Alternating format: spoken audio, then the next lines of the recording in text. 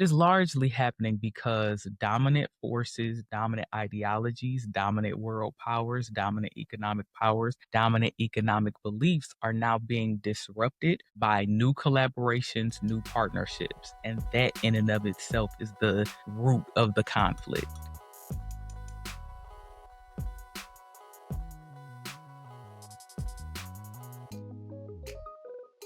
Hey y'all, welcome back to the Fast Forward podcast. I'm so excited to welcome you to season 5, and I'm really excited about this opening topic, which is conflict management. Now, this is interesting because at the time I'm filming this, stuff is heating up all over the world in business, in politics, etc., and I'm pretty sure that's only going to escalate by the time I actually post up these episodes. I think it's an excellent time to consider the science of conflict management and also the art. So, how can you apply principles of good conflict management to how you interact with your colleagues, with your loved ones, with strangers, and how you interact with systems? So I wanted to take this opening episode to really define conflict management, share some models and some theory, and then talk a little bit about how it applies to these different areas of our life. Now, y'all know I love a good definition, so I had to take a lot of notes. You're gonna see me flipping through notebooks, tabs, etc. Just bear with me, but this gonna be a fun one. I was thinking about the definition. Of course, conflict management, especially when it deals with business or business related relationships. So this could be work. If you are in college or high school, sometimes elementary school, they'll talk about conflict management, but that's largely a work setting. But there were actually three different paradigms that I've learned conflict management over the years. And I actually wanted to introduce them to you all because I thought that it would be important to see it show up in different ways as you think about how you want to apply the best practices. So, the three ways that I was considering conflict management are through the lens of philosophy, political science, and business.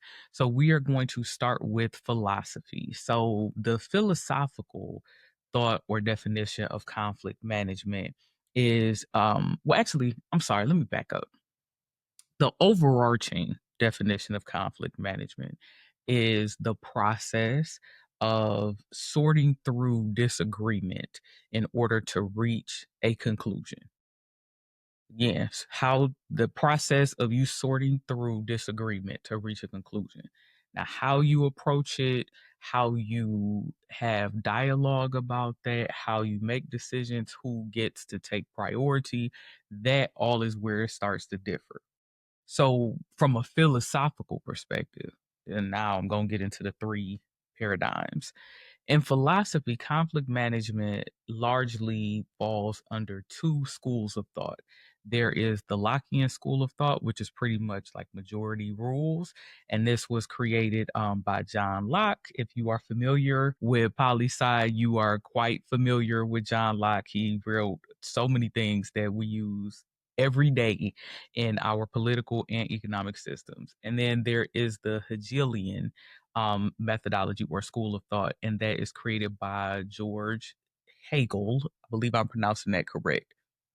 So George Hegel largely looked at it as almost like a fight to resolution. So it's the idea that you have these opposing opinions, and through dialogue and challenging and conversation and picking apart, you then reach a conclusion based on breaking down each other's arguments. So again, the Lockean method is majority rules. Then you have the Hegelian method, which is we gonna work this thing out by fighting our way through and challenging arguments. Now, there is not necessarily a right or a wrong way to approach it philosophically. However, when you think about who you are experiencing conflict with and what's your goal for resolving the conflict, I think that that's going to make a huge difference in how you approach that from a philosophy lens. Conflict management from a political science lens, I was digging deeper into this, especially again, just because of the political climate and what is happening in the global economy what is happening as far as global political conflict, even religious conflict, etc. And as I see folks arguing online and talking online, I'm like, something not landing right. So when you think about conflict management from a political science lens, this is where you start to consider a concept called hegemony. I think I've talked about hegemony on the channel before. I have to look back. But hegemony is a concept that I learned in sociology in undergrad. Shout out to the University of Michigan, go blue. And we talked about hegemony because it's this idea of dominance as the norm or the standard. And hegemony is interesting because you don't always realize that you are operating in what are called hegemonic norms until a subculture or less dominant culture or view asserts its either right to independence or its right to dominance. And then that's when you realize, like, oh, this disruption is based on the fact that I was expected to only operate in a particular way.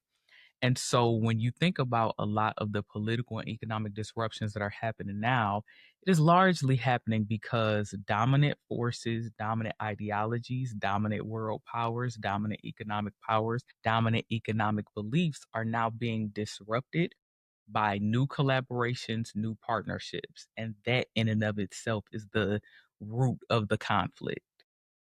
That is important because number one, as business leaders, business owners, founders, we need to know how to navigate that because we likely started our careers and have shaped our careers and our business decisions based on hegemony.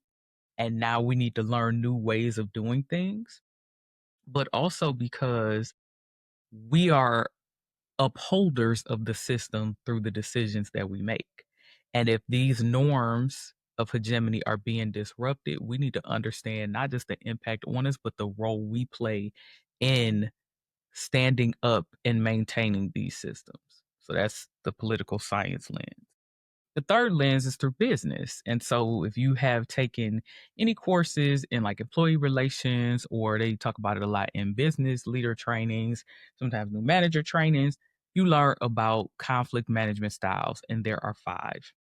And this is through the Thomas Kilman model. The Thomas and Kilman, so both thinkers who collaborated to create this model, they both talk about both the political science and the philosophical lens that I mentioned earlier. So when you do your research, you'll find tons of resources from them, and lots of other papers too. I would encourage you to do that research. I know I love to recommend some new stuff to y'all. So there are five approaches. They are collaborating, competing, accommodating, avoiding, and compromising. And we're going to talk more about those in just a second. Let's actually start at the philosophical lens, and then we'll move to poli sci, and then we'll go to business.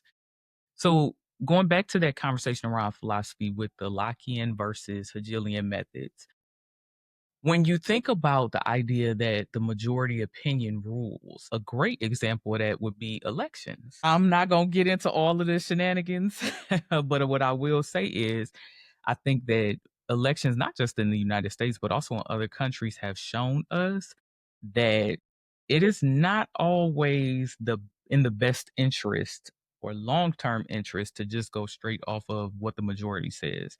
There are times where we need to challenge opinions, where we need to challenge ideologies, where we need to challenge long held beliefs. And even more than challenging, we need to dig into the why behind it.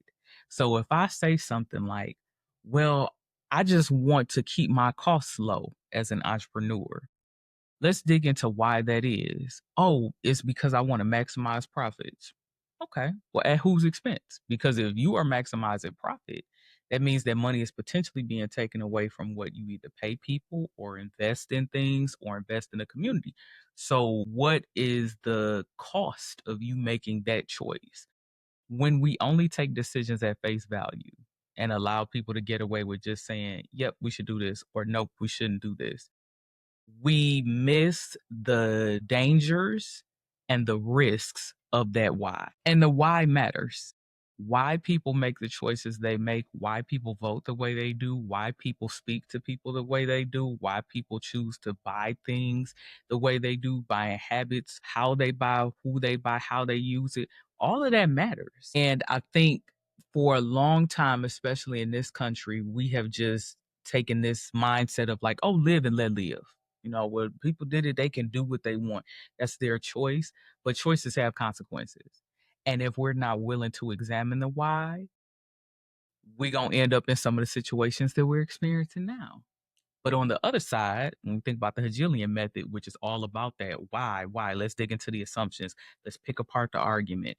Root of opposition leaves very little room for not only collaboration, but also it leaves very little room for evolution because every opinion is not one side or the other, right? It's not always polarized. And especially when you start understanding the why, you're going to find that you're moving closer to the middle with every assumption that you dig into. I'm finding, especially as I have sought to take my business global, that understanding all the nuances of the why makes just as much of a difference as the why itself.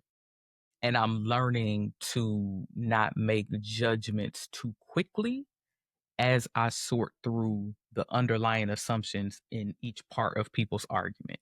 So essentially what I'm saying is that the Lockean method isn't always right and the Hegelian method isn't always right. You have to find some middle ground. Secondly, now let's talk about the poli-sci lens, which is that when you think about from a world view, I mentioned earlier decisions have consequences, and I'm knowing that you've heard this a million times. But those consequences aren't always just the first and second degree consequences. I'll never forget it was an experience where I was working in house and I had to advise a C-suite leader. And I told this person, you are just looking at this is what I want, and then this is going to be the direct consequence. But you are not looking at the fourth and fifth degree consequences, and that's where the danger is going to come. And it might take you 18 months to get the consequence on the fourth and fifth level, but when it does, it's going to be like a hammer has fallen on your company. Of course, they ain't listen, and I skedaddled up out of there. But I advise business leaders this all the time. Don't just look at if I do A, then B will happen. If I do A, then B, and then C will happen. Some of the things that we're experiencing now, whether it is with extreme weather events, mass events with public health, mass economic collapse, this stuff has been 30, 40 years in the making. Like there are things that they talk about now that I'm like, didn't they start talking about that when I was like 7 or 8? And so the fact that people have been kind of kicking the can down the road with the consequences, eventually you're going to have to pay up. You're going to have to pay up. And so we have to be very mindful, again, from the poli-sci lens of when you manage conflict, that you're not just managing the immediate conflict. You're not just managing the immediate conflict of ideas, conflict of who wins, who loses, who benefits, who, ends up with less. No, what's the longer term consequences of what you're going to do? And then finally, with the business model, again, there are 5 approaches. You have competing, collaborating, avoiding, accommodating, and I always forget that 5th one, compromising. The Thomas Kilman model is created on an axis of assertiveness and collaborativeness. So, how much you are initiating action to resolve the conflict versus how much you are cooperating. Excuse me, it's cooperating, not collaborating. This is going to depend on how you want to maintain a relationship, how much you are determined to get your way and reach your own goal. Sometimes you may be willing to give up more, other times you may be willing to give up less. Folks who are competing, it is one of those thoughts where it's either I win or I lose. So even if I have to give up a little bit of ground, to me that feels like loss, and I'm going to fight you to get 100% my way. This often causes hurt to a lot of relationships. And it's not right or wrong, but again, we think about those long-term consequences, that may not always be the way you want to approach it. And the competing approach depends on you always having power. And when you lack power or you lose power, folks will remember. People got a long memory. When you think about the collaborating, right, this is where people are like, you know what? Yeah, I'm on my way, but we can work together to build closer to an all win solution. Then when you think about the compromising folks, that's on the complete opposite end, they're willing to give up everything. And you have to be careful with people who are willing to compromise so easily, because when you compromise, you have to question why people are not willing to prioritize themselves. It feels good, especially in like relationships, like friendships with your boo. Oh, they always do everything for me. They don't never want nothing. They're so low maintenance. But why is that? Right? And why do you want to be in a situation where you always win and that other person never gets anything? That to me symbolizes or signifies an integrity issue. Then you have my avoiding folks and the avoiding approach. We're just gonna leave the conflict alone. I don't want to touch it. I don't care about getting my way. I'm just gonna be essentially like a lone wolf. And usually what happens is those people just do them on their own. But when you have everybody just doing them and we don't seek to do anything together or find any mutual win, eventually we're going to hit a point where all of those individual wins have to intersect. And usually when you go from avoiding to being thrown into something where you have to work together, folks then shift from avoiding to competing, because now I want to keep what I managed to win by just doing my own thing. And then finally, of course, you have your accommodating. So with the accommodating folks, these are people who are willing to give up a little bit, but they're not really gonna push for it. They kind of waiting for somebody else to take the lead. But at the same time, it's like I want to get to my goal. Those like milk toast, lukewarm folks, you want to be careful with them people too. Because just like with the compromising people, why are you not why is your position, your opinion, your need not important enough for you to stand up for it? Because assertiveness doesn't mean aggression. When I'm being assertive, I'm simply stating, hey, this is what's important to me, and here's why. And so I get iffy about people who don't want to stand up for themselves and who are willing to see too much, because I've found in my experience, and is at work and friendships and relationships, when people are so blasé and apathetic about getting anything they need, it probably means that they've already checked out. And when folks have already checked out, you want to be very careful, because them already checking out means that it's not worth it to maintain a relationship. And if you are dependent on them in any way, you're going to find that them checking out leads to you experiencing great loss, because they gone, and that's very difficult to salvage something that nobody even wanted to step up to preserve. So those are the three lenses that I wanted us to look at conflict management from. As we continue these conversations over the next several weeks, you're going to see me approach it from the lens of different relationships. And I have a really cool movie that I'm going to be talking about in our Out of Scope episode to highlight the importance of appropriate conflict management. But I'm looking forward to hearing your thoughts, your experiences. So, of course, be sure to like, share, and subscribe. Turn on notifications so you know when a new episode drops.